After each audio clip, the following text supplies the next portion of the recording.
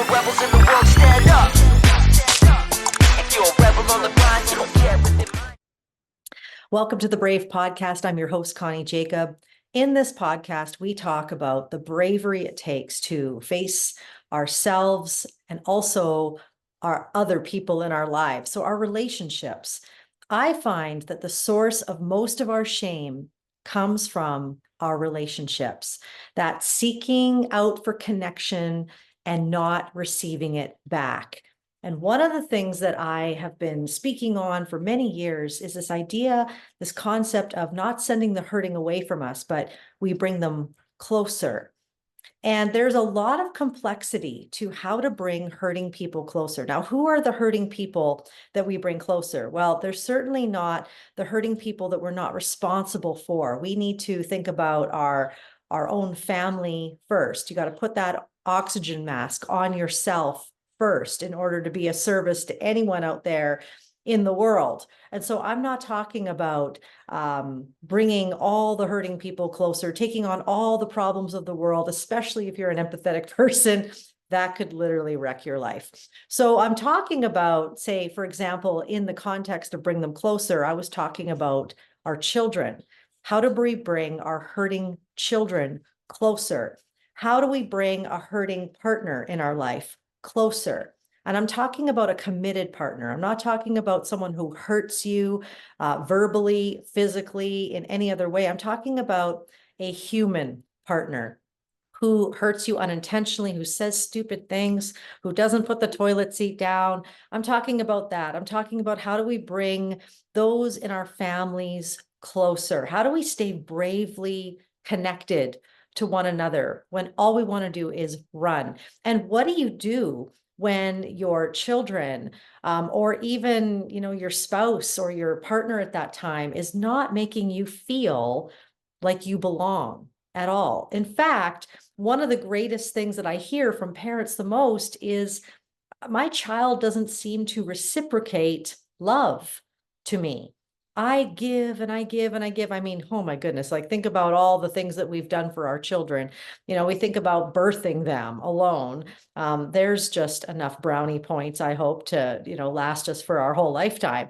But then the sacrifice it takes to be committed to a child for the rest of their life in whatever capacity that looks like, when they're a toddler to when they're a grown adult with their own children. It's a commitment. And even the idea of living with somebody, choosing to commit our lives to live with somebody. I have just started officiating weddings again, and I'm always amazed. You look at these couples standing facing each other, and I'm sharing their vows. Do you commit to being together through sickness and in health, through death till death do us part, through thick and thin? And they're looking at each other. I once heard a funny phrase, like dying cows in a hailstorm. And I just thought that was hilarious. They're looking at each other like, yes, I would die for you. I would do anything for you. And then 3 years later, it's like, screw you, I'm so out of here. And so it's interesting how we can go from that, I will do anything to make this relationship work, to how do I get out of this and how do I get half their stuff? And so in this idea of being brave in our relationships, it is a huge mess to go from, I am committing to be this child's mother, I am committing to be in this relationship, to then what it actually looks like. And what does it look like when they don't love you back the way that you want them to? And so, for example, I have two boys, and I remember Mother's Day. Oh, it was such a nightmare for so many years. I had my idea of what I thought Mother's Day should look like. I give and I give and I give, and I never really asked for anything back. But Mother's Day, I just wanted it to be, could you just write me a card? That means a lot to me. I am a verbal person. I love getting words of affirmation. I love it written. I keep it all in my closet, on the door, in my closet. I love it.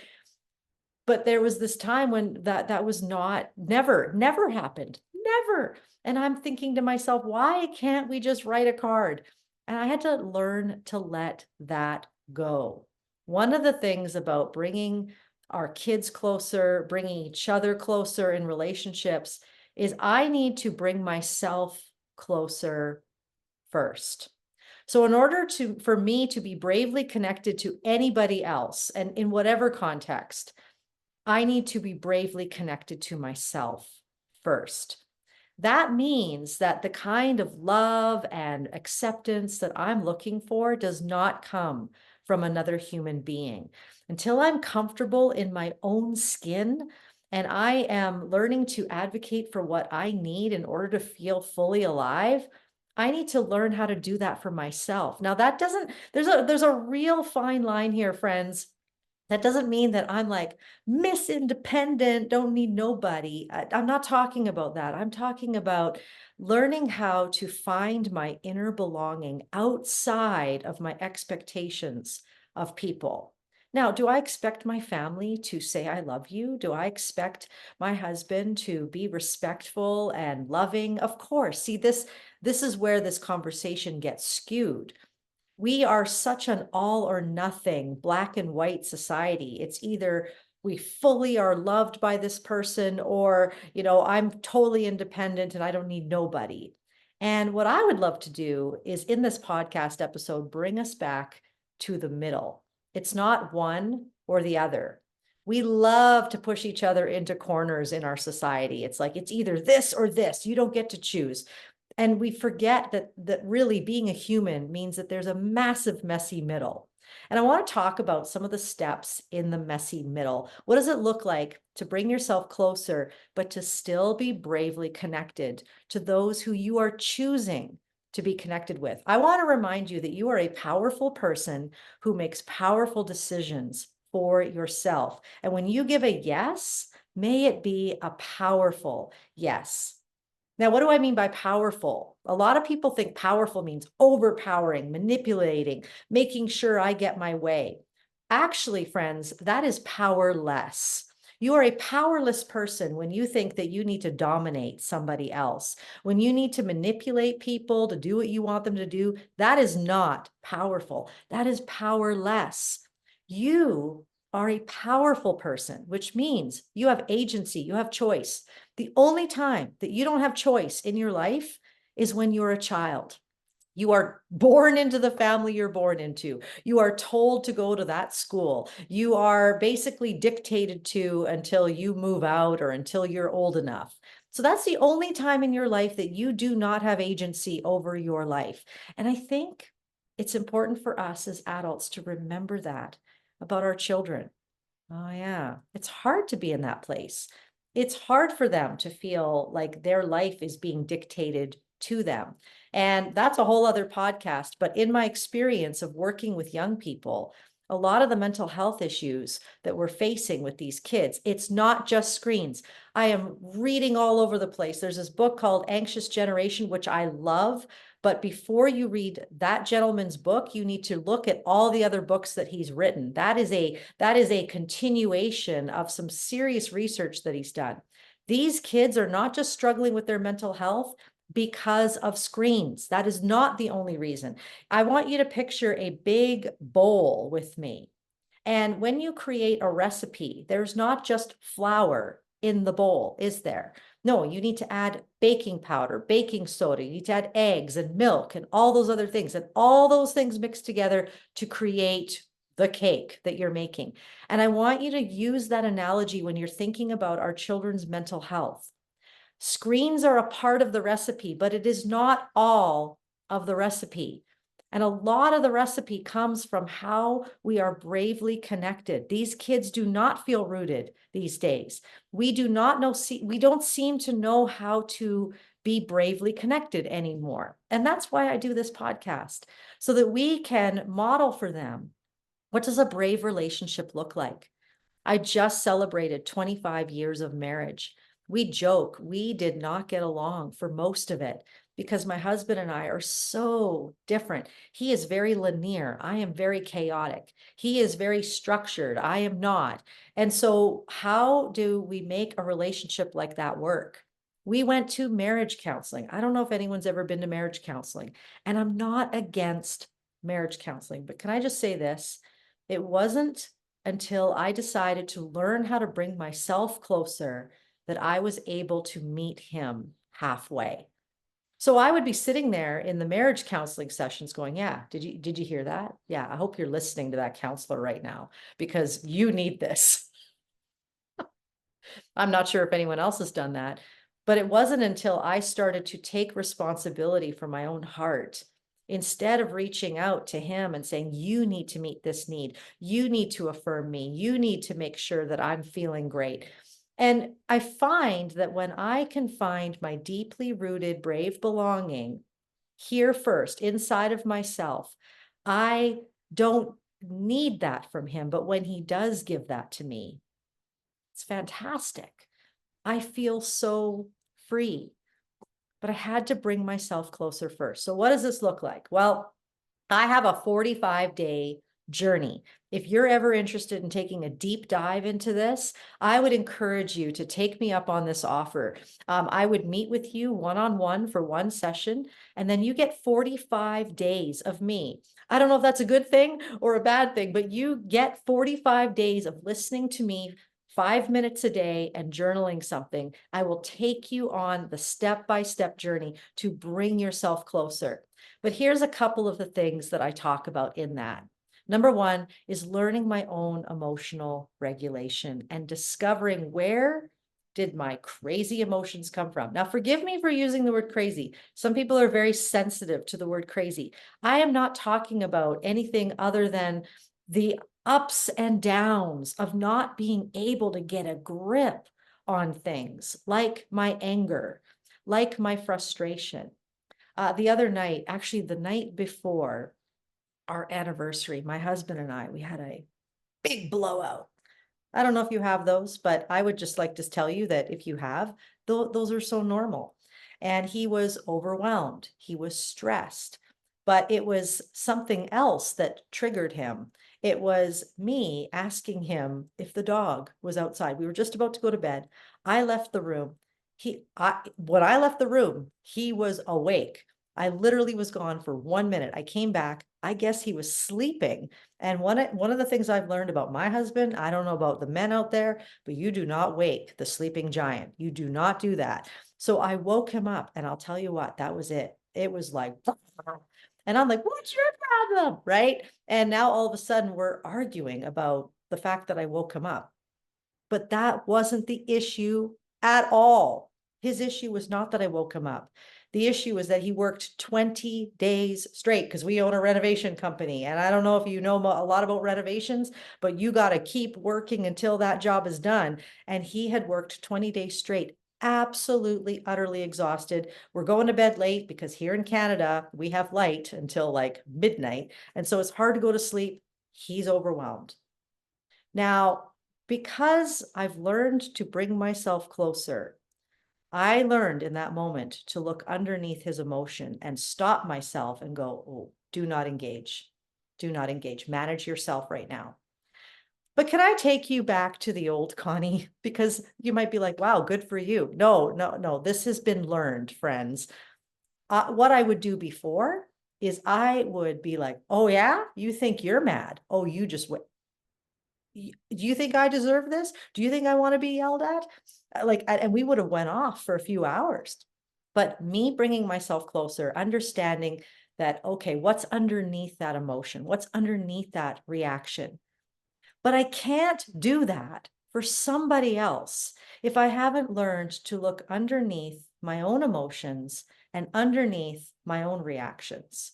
And so every time I have a strong reaction, that could be an emotion that I feel, I'm learning to name that emotion.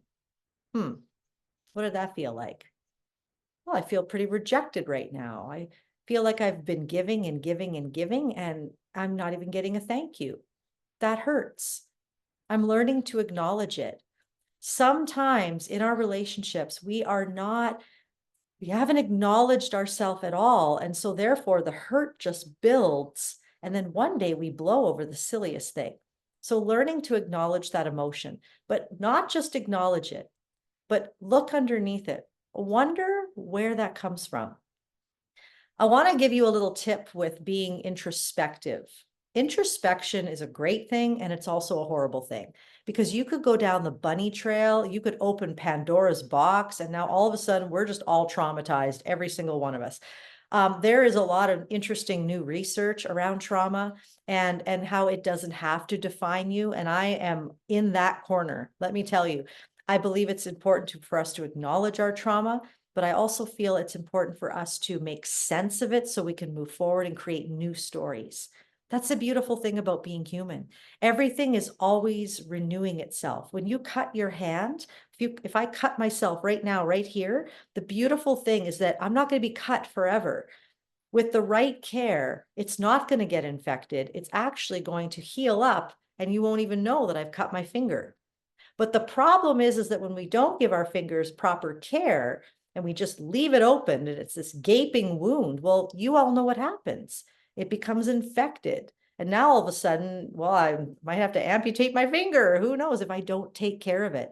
But the body doesn't just keep the score. The body also knows how to heal itself, just like the brain. So a lot of you have heard me talk about interpersonal neurobiology, how attunement rewires the brain. This has been probably the most hopeful, helpful thing for me in bringing my boys closer. In a mental health crisis, to go, okay, there's depression, there's anxiety, but any brain can be rewired at any moment. But it takes attunement. It takes me being bravely connected with that person. And what happens when I bravely attune to somebody? So what does attunement mean? It means listening, not reacting. It means being someone's safe bottom hands. It means I'm not afraid of your mess. I'm not afraid of whatever you're dealing with right now. I will be the steady person in this relationship. Pausing right there. That's why I need to bring myself closer. Because if I'm like, who's holding me? I remember thinking that as a mom.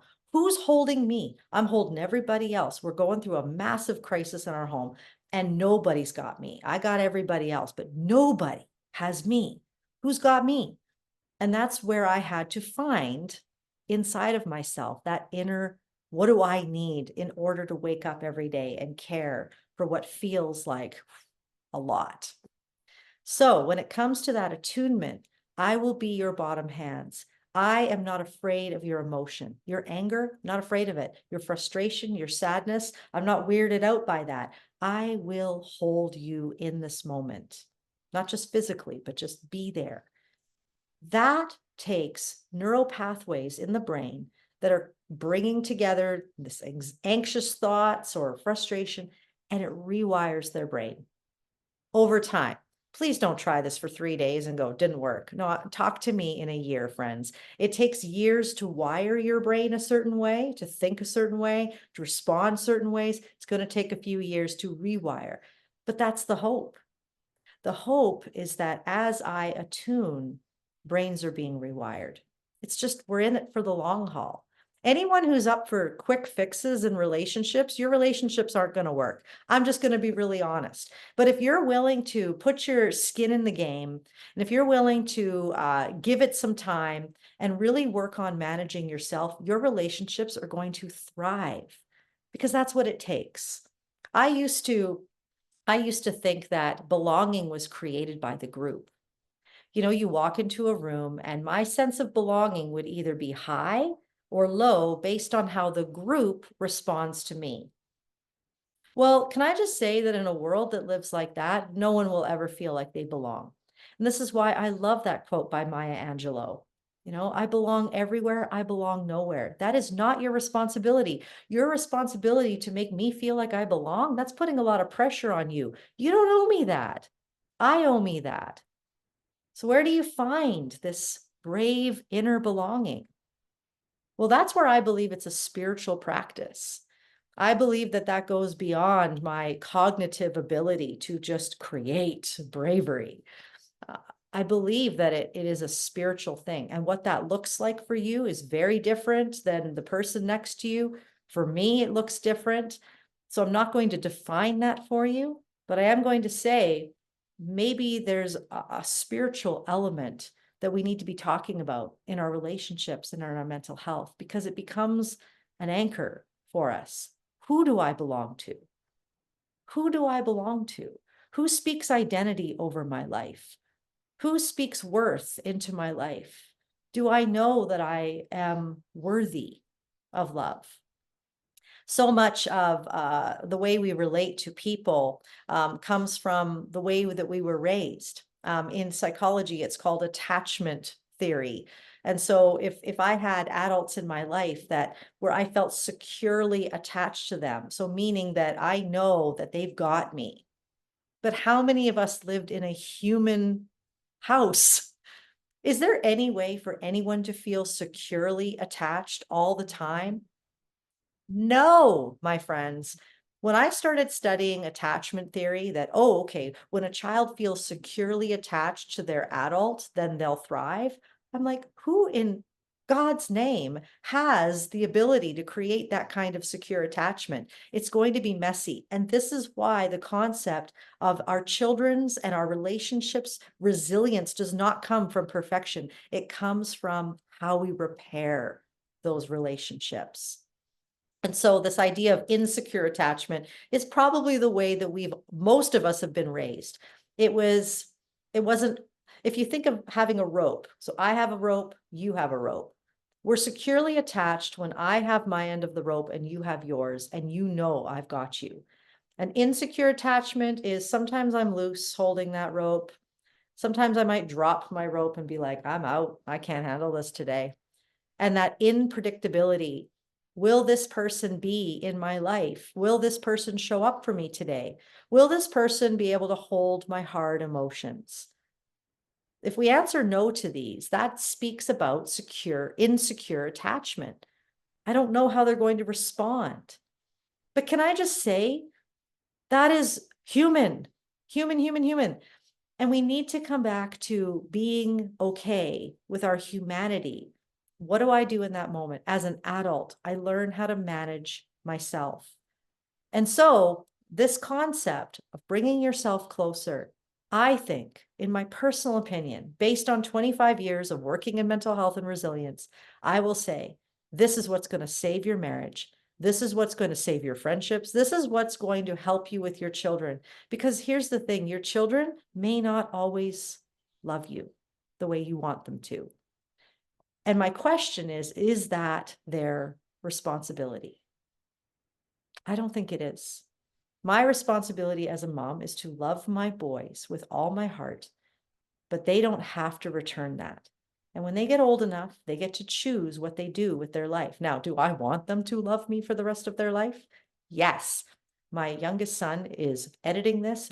Note to self, Chris, yes, I want you in my life for the rest of your life, because you just become so much a part of each other.